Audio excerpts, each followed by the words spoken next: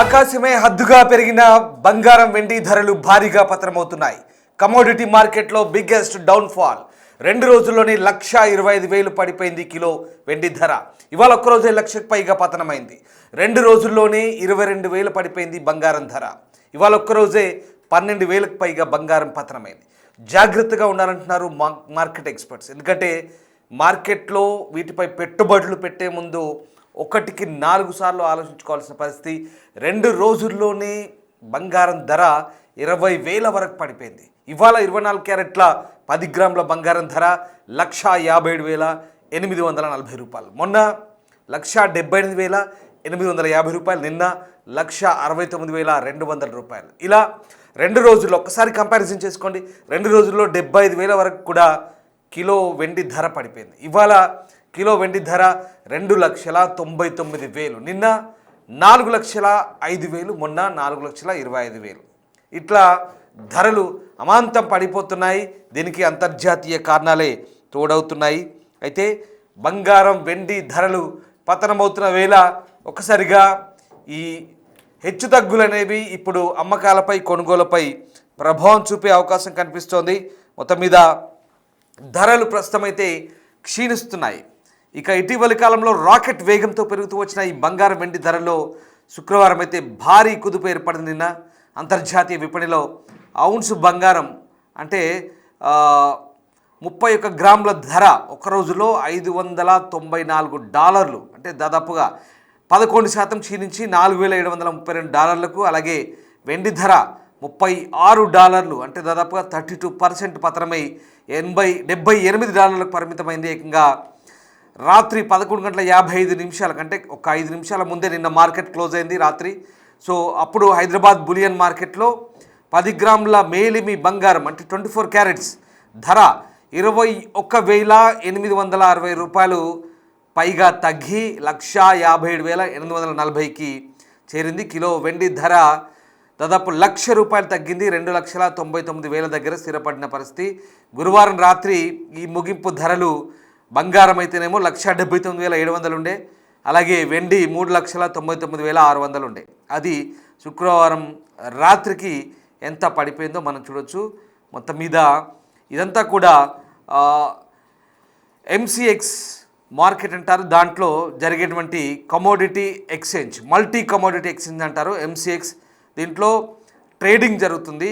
So దాంట్లో ఈ ఎంసీఎక్స్లో 10 గ్రాముల బంగారం ఏప్రిల్ కాంట్రాక్ట్ దగ్గర దాదాపు 1,80,499 వద్ద ప్రారంభమై 1,83,493 వద్ద గరిష్ట స్థాయిని తాకిన తదుపరి 1,50,849 వద్ద కనిష్ట స్థాయిని తాకి అక్కడే ముగిసింది. అంటే 18% క్షీణించింది. ఇక కిలో వెండి కూడా మార్చి కాంట్రాక్టు ధర 3,83,898 దగ్గర ప్రారంభమై 3,89,986 వద్ద గరిష్ట స్థాయికి చేరింది. తదుపరి 2,91,922 వద్ద కనిష్టాన్ని నమోదు చేసి అక్కడే ముగిసింది. ఈ కాంట్రాక్ట్ కూడా 27% నష్టపోయింది దాదాపుగా. సో ఇవన్నీ కూడా కమోడిటీస్ సంబంధించినటువంటి పర్సంటేజ్ లెక్కలు. బహుశా మీకు ఇవి కొంత కన్ఫ్యూజన్ కావచ్చు. ఎందుకంటే చాలామందికి సామాన్యులకి లెక్కలు ఈ పర్సంటేజ్ తెలియకపోవచ్చు. కానీ రఫ్గా చెప్పాలంటే ధరలు అమాంతం తగ్గొస్తున్నాయి. వాస్తవానికి కిలో వెండి 1,00,000 పైగా తగ్గింది, బంగారం 20,000 పైగా తగ్గింది. ఇది రఫ్గా చెప్పాల్సిన లెక్క. సో ఇది పరిస్థితి. ఇక్కడ ఏమవుతుంది, ప్రాఫిట్ బుకింగ్ చేసుకుంటున్నారు, అంటే లాభాల స్వీకరణ చేస్తున్నారు. కమోడిటీస్ ట్రేడింగ్లో పసిడి వెండి ధరలో ఒక్కరోజు పతనం గత 15 ఏళ్ళలో ఎప్పుడు ఇంతలా లేదు విశ్లేషకులు అంటున్నారు. వెండి ధర 27% ఒక్క రోజులో క్షీణించింది. 2011 తర్వాత ఇప్పుడే బంగారం ధర 15% తగ్గింది. ఊహించని గరిష్ట స్థాయిలకు చేరినటువంటి లోహాలు మదుపర్లు లాభాల స్వీకరణకు దిగడం ప్రధాన కారణం. ఇక్కడ అమెరికా ఫెడరల్ రిజర్వ్ చైర్మన్గా నియమితులైన నేపథ్యంలో కొత్త కరెన్సీలతో పోలిస్తే డాలర్ బలోపేతమైంది. ఇది విలువైన లోహాల ట్రేడింగ్పై ప్రభావం చూపినట్టుగా మనకు చాలా క్లియర్గా అర్థమవుతుంది. సో మొత్తం మీద వెండి ధరలు ఇంకా 50% క్రాష్ గ్యారంటీ అంటూ జేపీ మోర్గాన్ ఎక్స్పర్ట్స్ కూడా చెప్పబోతున్నారు. దీంతో రాబోయే రోజుల్లో సిల్వర్ మరింత క్రాష్ ఉండబోతుందా, బంగారంతో పోటీ పడుతూ పెరుగుతున్నటువంటి వెండి రాబోయే రోజుల్లో మరింత తగ్గబోతుందా, ఏం జరగబోతోంది? వాస్తవానికి ఈ బంగారం ఎవరైతే పెట్టుబడి పెట్టారో అంతే, ఇదంతా పేపర్ వర్క్.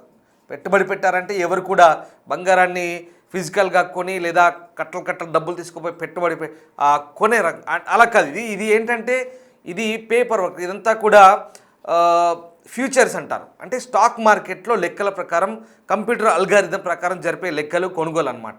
సో దాంట్లో ఏమవుతుందంటే ఒక్కసారి చాలామంది అడ్డగోలుగా స్టాక్ చేసి పెట్టుకున్నారు. మనం నిన్న కూడా ఆల్రెడీ డిస్కస్ చేసాం. స్టాక్ చేసి పెట్టుకున్నప్పుడు ఏమవుతుంది, ఈ ఇన్వెస్టర్స్ అంటే మదుపుదారులు ఎవరైతే ఉన్నారో వాళ్ళంతా కూడా ఒక్కసారిగా అక్కడ డాలర్ రేటు పెరుగుతోంది. అమెరికా ఫెడరల్ బ్యాంక్ అంటారు, అక్కడి సెంట్రల్ బ్యాంక్ అది. అక్కడి బ్యాంకుకు కొత్త చీఫ్ నియమించారు, కొత్త అధిపతి నియమించారు. దీంతో ఏమవుతుంది, అక్కడ డాలర్ బలపడ్డప్పుడు సెంటిమెంట్ అక్కడ డాలర్ మీద మళ్ళినప్పుడు ఈ లోహాలు ఏవైతే ఉన్నాయో బంగారం వెండి తగ్గుముఖం పట్టాయి. దీని ఇప్పటికే చాలామంది అడ్డగోలుగా కొన్నారు కాబట్టి ఇంకా ఎక్కువ అయితే బాగుంటుంది చెప్పి దీన్ని లాభాల స్వీకరణ అంటే కొన్నదాన్ని స్టాక్స్ ఏవైతే ఉన్నాయో వాటిని అమ్మి దాన్ని లాభం చేసుకుంటున్నారు. సో లాభాల స్వీకరణ, ప్రాఫిట్ బుకింగ్ అంటారు. చేసుకున్నప్పుడు ఏమవుతుంది, ఆటోమేటిక్గా కొనుగోలు తగ్గినప్పుడు ఏమవుతుంది, ఈ లాభాలు స్వీకరించినప్పుడు అమ్మకాలు పెరిగి కొనుగోలు తగ్గినప్పుడు ఆటోమేటిక్గా ధర పడిపోతుంది. సో అది జరుగుతుంది. ఆ రకంగా నిన్న నైట్ వరకు కూడా ఎంసీఎక్స్ ఏదైతే మార్కెట్ ఉంటుందో ఈ ట్రేడింగ్ మార్కెట్లో ఇదంతా కూడా నిన్న నైట్ వరకు కూడా బంగారం దాదాపుగా 20,000 పైగా పడిపోయింది. వెండి దాదాపుగా 1,00,000 పైగా పడిపోయిన పరిస్థితి. ఇంకా ఇవాళ మార్కెట్ నైట్ ఎలా ఉంటుందో చెప్పలేం. ఇదంతా కూడా మీరు గమనించండి. ఈ వార్త చెప్పే సమయానికి అంటే ఇవాళ రాత్రికి ఎప్పటికప్పుడు ఈ బంగారం వెండి ధరలు హెచ్చుతగ్గులు ఉంటాయి, మారుతూ ఉంటాయి. ప్రతి గంటకు ఆ రేట్లు అనేవి హెచ్చుతగ్గులు ఉంటాయి. ఖచ్చితంగా అంటే మీరు ఎప్పటికప్పుడు సరిచూసుకోవాల్సింది ఈ రేట్లకు సంబంధించి. సో రేపు 2 రోజుల తర్వాత మళ్ళీ పెరగొచ్చు, తగ్గొచ్చు. అంతర్జాతీయ మార్కెట్ల ప్రభావం ఎలా ఉంటుందో చెప్పలేం. ఓవైపు టెన్షన్స్ ఉన్నాయి, ఆ టెన్షన్స్ అన్నీ కూడా కాస్త తగ్గుముఖం పట్టాయి కాబట్టి గొడవలు అక్కడ రష్యా ఉక్రెయిన్ తర్వాత అది కొనసాగుతుంది. బట్ ఇక్కడ అమెరికాకు సంబంధించి కొంత ఇరాన్, వెనిజులా, గ్రీన్లాండ్ ఇట్లాంటి ప్రస్తుతానికి అయితే కాస్త సైలెంట్ అయిపోయారు కాబట్టి ఈ రేట్ల విషయంలో కొంత హెచ్చుతగ్గులున్నాయి. ఇది పరిస్థితి. అసలు ఎలా ఉండబోతుంది మార్కెట్లో నిపుణులు ఏం చెప్తున్నారు, మొత్తం మీద ఈ హెచ్చుతగ్గుల కారణాలు ఏంటి, అంతర్జాతీయంగా ఎలాంటి పరిణామాలు ఉన్నాయి, అవి మన మార్కెట్పై ఎలాంటి ప్రభావం చూపుతున్నాయి. నిజంగా ఇప్పుడు నేను చెప్పే అంశాలన్నీ కూడా సామాన్య ప్రేక్షకుడు ఎవరైనా చూస్తే కనుక కొంచెం కన్ఫ్యూజ్ కావచ్చు. లెక్కలేంటి, ట్రేడింగ్ ఏంటి, మార్కెట్ ఏంటి, ఇదంతా అంతర్జాతీయ మార్కెట్లు ఏంటి అనిపించచ్చు. దానికి ఆ సందేహాలకు నిపుణులు మీకు సమాధానాలు చెప్పే ప్రయత్నం చేస్తారు. మన హైదరాబాద్ మార్కెట్లో ఎట్లా ఉంది, బులియన్ మార్కెట్లో రఫ్గా లెక్కెంత, తులం బంగారం ఎట్లా ఉంది, కిలో వెండి ఎంత ఉంది, మొత్తం లెక్కలు ప్రస్తుతం నిపుణులు మీకు చెప్పే ప్రయత్నం చేస్తారు. పూర్తి సమాచారాన్ని మా ప్రతినిధి అంజుమా మార్కెట్ ఎక్స్పర్ట్స్తో అందిస్తారు. బంగారం వెండి ధరల్లో భారీగా హెచ్చు తగ్గులను చూస్తున్నాము. అయితే మార్కెట్ ఏ విధంగా ఉండబోతోంది, ఇంకా బంగారం వెండి ధరలు పెరిగే అవకాశం ఉందా, లేదంటే ఇప్పుడు తగ్గుతున్నట్లుగా తగ్గుముఖం పట్టే అవకాశాలే ఎక్కువగా కనిపిస్తున్నాయా అనేది కూడా తెలుసుకుందాము. మనతో పాటు గోల్డ్ అనలిస్ట్ నమశివాయ గారు ఉన్నారు. ఒకసారి ఆయనతో మాట్లాడదాము. నమస్తే సార్. సార్, నిన్న ఎవరు ఊహించని విధంగా వెండి కిలోకి 4 లక్షల వరకు వెళ్ళి మళ్ళీ అమాంతం ఒక్కసారిగా దిగిపోయింది. అదేవిధంగా బంగారం కూడా అదే విధంగా ఉంది. ఎందుకు అంటారు? అంటే అది పెరగాల్సిన దానికన్నా చాలా స్టీప్గా పెరిగింది కదా, పారాబోలిక్ మూమెంట్ వచ్చింది. కాబట్టి నిన్న చెప్తూనే ఉన్నాను నేను కూడా, ఇది పొంగు లాంటిదండి, జాగ్రత్తగా ఉండాలి. పాల పొంగు ఎలా అయితే అదేదో రియల్గా స్ట్రెంత్లు పెరగదు, అది ఓన్లీ పొంగు వస్తుంది, అది టెంపరీ, మళ్ళీ పడిపోతుంది. సో ఇలాంటి పొంగులాగా కనబడుతుంది, జాగ్రత్తగా ఉండాలి. పడిపోయే ఛాన్స్ ఉంది, పడిపోయే ప్రమాదం ఉంది. ఒకటే రోజులో 50,000 సిల్వర్ కరెక్ట్ అయినా అవ్వచ్చు, ఎప్పుడవుతుంది ఎవరు చెప్పలేం, కానీ బట్ సూన్ జరుగుతుందని చెప్పడం జరిగింది. సో నిన్న మధ్యాహ్నం మాట్లాడాను, ఈవినింగ్ కల్లా ఇది జరగడం చూసాము. సో ఇక్కడ నుండి కూడా అంటే ఇట్లాంటి టైప్ ఆఫ్ మూమెంట్స్ వచ్చినప్పుడు జనరల్గా కరెక్ట్ అయిన ఒక రోజులోనే రివర్స్ అవ్వదు. జనరల్గా ఐఎమ్ టాకింగ్ అబౌట్ 80% ఛాన్స్ ఏంటంటే రివర్స్ అవ్వదు, అంటే మళ్ళీ అప్ సైడ్ పోదు, కొంత కన్సాలిడేట్ అవ్వాలి. కాబట్టి మేబీ రానున్న కాలంలో నేను అనుకోవడం ఒక 8 to 10% గోల్డ్ కరెక్ట్ అయ్యే అవకాశం ఉంది. Maybe 1,50,000 to 1,55,000 band pure gold నేను మాట్లాడేది రేటు. ఆ లెవెల్ వస్తే బహుశా మిస్ అయ్యాము అనుకున్న వాళ్ళు దాదాపు 1,90,000 వరకు పోయింది. సో ఆల్మోస్ట్ 2 lakhs దగ్గరికి పోయి కరెక్ట్ అయింది. కాబట్టి 1,55,000 రేంజ్ వస్తే మిస్ అయిన వాళ్ళు కొనాలనుకుంటే కొంత కొండ మొదలు పట్టేచ్చేమో అని అనిపిస్తుంది నాకు. అక్కడ కూడా సపోర్ట్ దొరుకుతుందా లేదా చూడాలి. ఏం డిపెండ్స్ అండి, ఇప్పుడు గ్లోబల్ న్యూస్ని బట్టి ఉంటుంది. ఎప్పుడైతే ఇంత స్టీప్గా పెరుగుతుందో పారాబోలిక్ మూమెంట్ వచ్చినప్పుడు తప్పకుండా ఇలాంటి కరెక్షన్స్ కూడా రావాలి. సో ఇప్పుడు ఇమీడియట్గా ఇవాళ కొనాలి అంటే answer is no. Better wait. My experiences wait for some more days. So సరే, అయితే 2025లో ఇప్పుడు 26లో కూడా చూస్తే నిజంగానే గోల్డ్ సిల్వర్ బుల్ రన్ అనేది చూస్తున్నాము. అంటే ఎవరు ఊహించని విధంగా బంగారంలో మనకి అధికంగా ధరలు పెరిగాయి, అదేవిధంగా వెండిలో కూడా అదే విధంగా పెరిగాయి. అయితే ఇప్పుడే ఎందుకు ఈ విధంగా ఇంత భారీగా పెరుగుదల అనేది చూసాము అంటారు? అంటే అసలు గత కోవిడ్ తర్వాత పరిస్థితులన్నీ కూడా మనం చూస్తున్నాము. ఇండియా ఈజ్ సమ్వాట్ బెటర్ అండి, బట్ అదర్ నేషన్స్ అన్నీ కూడా నిజంగా చెప్పాలంటే స్ట్రగుల్ అవుతున్నాయి. అన్ని దేశాలు కూడా చాలా వరకు స్ట్రగుల్ అవుతున్నాయి. సో తర్వాత దానికి తోడు యుద్ధాలు. సో ఈ యుద్ధాలన్నీ కూడా ఏంటంటే ఎకానమీస్ తీస్తున్నాయి. ఆ కంట్రీస్ ఎకానమీ దెబ్బ పడుతుంది. వాటి మీద ఆ కంట్రీస్ మీద డిపెండ్ అయిన ఎకానమీస్ కూడా ఎఫెక్ట్ అవుతూ ఉన్నాయి. సో గ్లోబల్గా చాలా డిస్టర్బెన్స్ అవుతూ ఉంది. సో అదొక పక్కన నడుస్తుంటే ఇంకో పక్కన మనకి ట్రంప్ తీసుకునే నిర్ణయాలన్నీ కూడా చాలా ఇబ్బందికరంగా ఉన్నాయి. ఒక పక్క డాలర్ వీక్ ఉంది, హ్యూజ్ డెట్ ఉంది అమెరికాకి. దాన్ని ఎలా సరిదిద్దాలో చూడకుండా నేను యూనిలాటరల్గా నిర్ణయాలు తీసేసుకుంటాను, మీరంతా వినాల్సిందే అని ఒక నియంత పాలన చేసే ప్రయత్నం చేస్తున్నారు. ఆ దేశం ఉంటే ఆ దేశం వరకు నడుస్తుంది, కానీ మిగతా అన్ని దేశాల మీద మరి నియంతలాగా ప్రవర్తిస్తే అయ్యే పని కాదు. సో దానివల్ల ఏంటంటే డాలర్ రిజర్వ్స్ పెట్టుకున్న వాళ్ళందరికీ లోపల భయం మొదలైంది.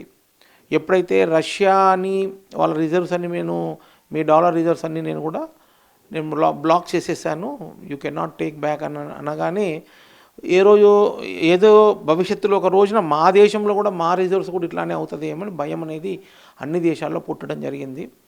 సో దానికి ప్రత్యామ్నాయంగా వెతుకుతున్నారు. దానికి బంగారం అనేది ఒక మార్గంగా ఉంది.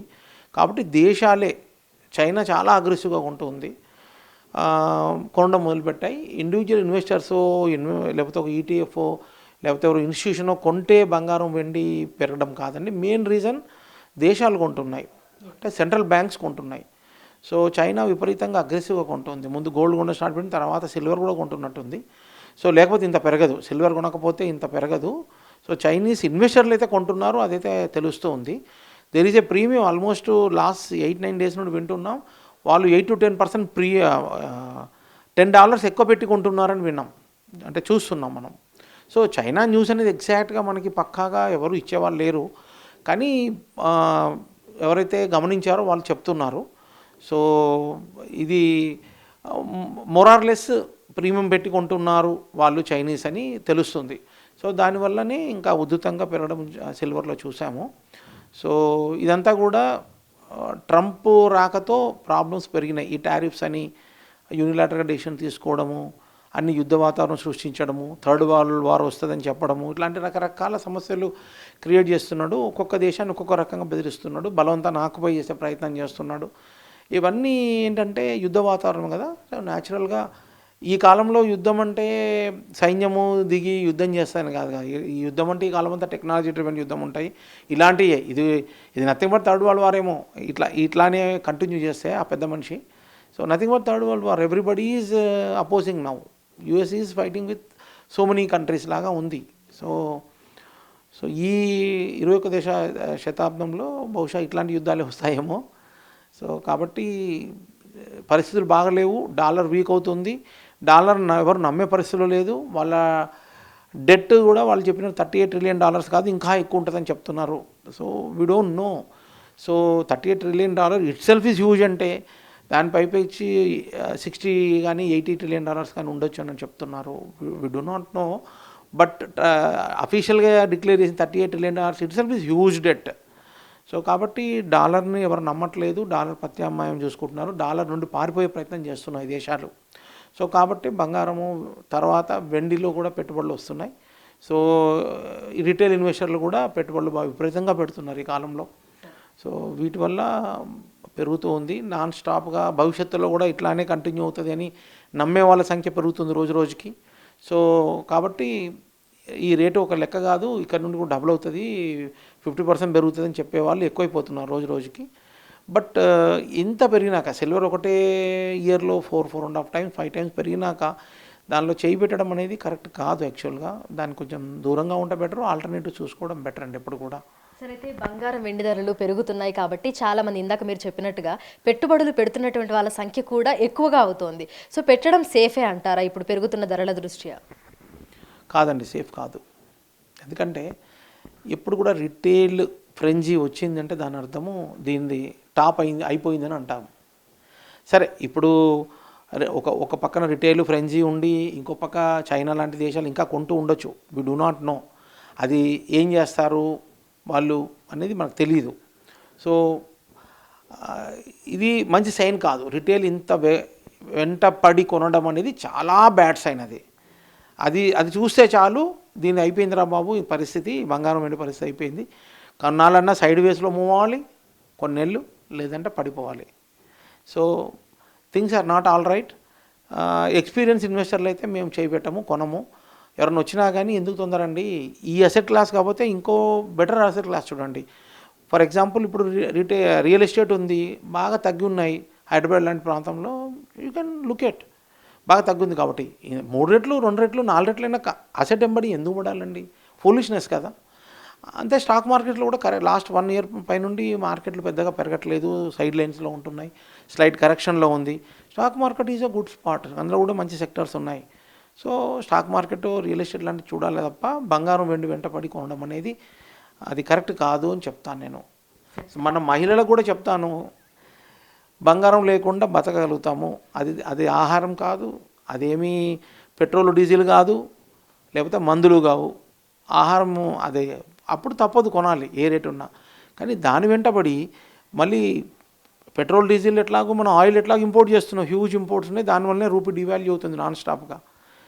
సో దాంతో ఇప్పుడు బంగారం వెండి కూడా ఇంపోర్ట్ చేస్తున్నాం. ఈ రెండు కూడా మన దగ్గర గనులు లేవు, మన దగ్గర దొరకవు. సో కాబట్టి విపరీతమైన ఇంపోర్ట్స్ వల్ల దేశానికి అది అరిష్టం తప్ప మంచిది కాదు. కాబట్టి ఆలోచించండి. బంగారం వెండి ఇదేదో నాన్ స్టాప్గా పెరుగుతుంది, బంగారం వెండి నాన్ స్టాప్ పెరుగుతుంది అనుకోవడం కరెక్ట్ కాదు. సో అవసరాలు ఉన్నాయి, పెళ్ళిళ్ళు ఫంక్షన్లు అన్నప్పుడు చూసి అవసరమైనంత వరకు కొనుక్కోండి. ఏదో ఇగో సాటిస్ఫాక్షన్ బంగారం కొనొద్దు, ఇగో సాటిస్ఫాక్షన్ గోల్డ్ కొనొద్దు, సిల్వర్ కొనొద్దండి. So this my sincere advice అండి. అండ్ ఆల్సో రిక్వెస్ట్, ఎందుకంటే మంచిది కాదు, ఇంత పెరిగినాక చేయి పెడితే కాలుతుందండి. సో ఎంతవరకు పడుతుంది అనేది time only will tell us. But ఇక్కడ నుండి మళ్ళీ పెరగచ్చు కూడా, అది ఎవరూ చెప్పలేరు. సో భవిష్యత్తులో ఎలాంటి నిర్ణయాలు దేశాలు తీసుకుంటాయి, ఇంకా కొంటారా లేదా ఎవరో కంట్రీ వచ్చి అమ్మడానికి ముందు పెడుతుందా? అప్పుడు అమ్మడానికి వచ్చింది అనుకోండి, స్ట్రీప్ ఫాలో అవుతుంది. యూరోపియన్ కంట్రీస్ ఎవరైనా వచ్చి వాళ్ళ దగ్గర రిజర్వ్స్ కొన్ని అమ్ముతానన్నారు అనుకోండి, స్ట్రీప్ ఫాలో అవుతుంది. సో కాబట్టి ఫస్ట్ థింగ్ ఏంటంటే ఈ లెవెల్లో అసలు రేటు చూడడం ఆపేసేయండి, అప్పుడు కొనాలనిపించదు. తర్వాత రీజనబుల్ కరెక్షన్ వస్తేనే ఆలోచించాలి. పెళ్ళిళ్ళు ఫంక్షన్లు ఉంటే 1,55,000 ప్యూర్ గోల్డ్ ఆ లెవెల్కి వస్తే probably you can look at. ఫంక్షన్లు పెళ్ళిళ్ళు ఉన్నాయి మాకు కావాలి అనుకుంటే. రెండోది తగ్గించుకుంటే బెటర్ అండి. బంగారం వెండి కొనడం తగ్గించుకుంటే బెటరు. ఇంత రేట్లు పెట్టి కొనడం అనేది కరెక్ట్ కానే కాదు. ఏ అసెట్ క్లాస్ అయినా కానీ కరెక్షన్లో ఉన్నప్పుడు కొనుక్కోవాలి, కానీ విపరీతంగా పెరిగినాక మనం వెళ్ళి దాని వెంటబడి ఇంకా మార్కెట్లో 4 లక్షల రేటు ఉందంటే నువ్వు 25,000 ఎక్కువ అని దుకాణదారు అంటున్నారంట. 20,000 ప్రీమియం ఇవ్వు, ఎక్స్ట్రా రేట్ ఇవ్వని అడుగుతున్నారు. మనం అమ్మాలని పోతే ఈరోజు అమ్మాలని అడిగితే నేను అడిగాను ఊరికే రేట్ కనుక్కుందామని, అమ్ముతాము ఉందా ఏ రేట్ కొంటారంటే 15,000 డిస్కౌంట్ అంట. సో ఏం జరుగుతుంది ఇక్కడ? So this is not fair, this is not correct. బంగారం వెండి కొనాలంటే ఫిజికల్ గోల్డే కొనాల్సిన పని లేదండి, ఫిజికల్ సిల్వర్ కొనాల్సిన పని లేదండి, అమ్మేటప్పుడు ప్రీమియంలు కొనేటప్పుడు ప్రీమియం పెట్టాల్సిన పని లేదండి. మీరు ఇప్పుడు ఎక్స్చేంజ్లో ట్రేడెడ్ ఫండ్స్ ఉన్నాయి, ఈటీఎఫ్ ఉంటుంది, ఎన్ఎస్సి బిఎస్సి వీటిలలో ఈటీఎఫ్లు ఉన్నాయి. సో బీస్ అంటాము, గోల్డ్ బీసు సిల్వర్ బీసు, అవి కొనుక్కోవచ్చు. సో కాకపోతే ప్రైస్ ఈ రేటుకి సమానంగా ప్రైస్ కనబడదు మీకు, అది కొంచెం డిస్కౌంట్ లాగా కనబడుతుంది. ప్రైస్ కొనేటప్పుడు డిస్కౌంట్ ఉంటుంది, మళ్ళీ అమ్మేటప్పుడు అదే డిస్కౌంట్ ఉంటుంది. కానీ ఇక్కడ ఎంత పెరుగుతుందో అక్కడ కూడా అంతే పెరుగుతూ ఉంటుంది, ఇక్కడ ఎంత తగ్గుతుందో ఫిజికల్గా అక్కడ కూడా అంతే తగ్గుతూ ఉంటుంది. కాబట్టి అట్లాంటివి చూసుకోవడం బెటర్ అండి. So physical gold physical silver ఎమ్మడి పడ్డం అనేది కరెక్ట్ కానే కాదు. కొనాలి అనుకుంటే నిఫ్టీ గోల్డ్ బీస్ సిల్వర్ బీస్ కొనుక్కోండి. అది కూడా ఎంత చిన్న క్వాంటిటీ కూడా కొనుక్కోవచ్చు. ఇక్కడ కంపల్సరీ బిస్కెట్ కొనాలి, లేకపోతే 1 కిలో కొనాలి, ఇవన్నీ రెస్ట్రిక్షన్స్, అక్కడ ఆ రెస్ట్రిక్షన్స్ లేవు. సో లేదంటే ఎస్ఐపి మోడ్లో కొనుక్కోవడం బెస్ట్ అండి. 10 ఏళ్ళు 20 ఏళ్ళ కోసము ఎస్ఐపి మోడ్లో నేను గోల్డ్ కొనుక్కుంటాను అనుకుంటే that is the best way of buying gold అండి, ఆర్ సిల్వర్ ఆల్సో. సో దానివల్ల ఏమవుతుందంటే రేట్ యావరేజ్ అవుతుంది మీకు. రూపీ కాస్ట్ అంటే మీరు రేట్లు పెరిగినా మనకి అడ్వాంటేజ్, తగ్గిన అడ్వాంటేజ్ అవుతుంది అన్నట్టు దానివల్ల. సో చాలా బ్యూటిఫుల్ బెనిఫిట్స్ వస్తాయి. ఎస్ఐపి మోడ్లో కొనుక్కోవడం మనం సలహా ఇస్తున్నాం. Thank you sir, thank you so much. So ప్రస్తుతం చూసినట్లయితే కూడా బంగారం వెండి ధరల్లో ఎప్పుడూ చూడని విధంగా, అంటే ఈ మధ్య కాలంలో చూడని విధంగా డౌన్ఫాల్ అనేది చూసాము. నిన్నటికి ఈ రోజుకే వెండిలో దాదాపు 50,000 కరెక్షన్ అనేది చూసాము. అయితే బంగారం కూడా అదే విధంగా మనకి తగ్గుతూ వస్తుంది. కానీ స్టేబుల్గా ఒక రేటుకు వచ్చిన తర్వాత కొనుగోలు చేయడం మంచిదని, ప్రస్తుతం ఎవరు కూడా ఆవేశపడి కొనుగోలు చేయడం కానీ ఇన్వెస్ట్ చేయడం కానీ చేయకుండా ఉండటమే మంచిది అని కూడా ఆర్థికవేత్తలు అయితే సూచిస్తున్నారు. విడిజన్స్ గౌరవ్తో అంజుమ, బిగ్ టీవీ, హైదరాబాద్.